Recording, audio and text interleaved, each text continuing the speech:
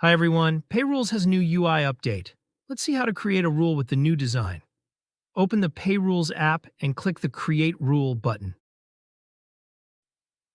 You'll see ready-made rules in different groups: customers, products, shipping and delivery, quantity and weight, and cart and total.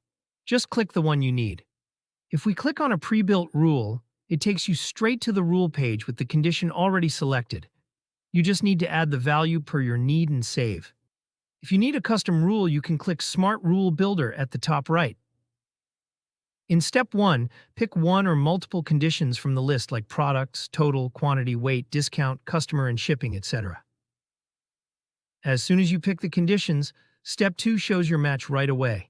Just pick, and your rule is ready for you to fill up the values. If you prefer the old combination UI, click Open Classic Combinations, where you can see your familiar style. Need help?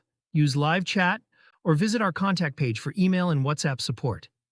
Thanks for using the PayRules app. Happy selling!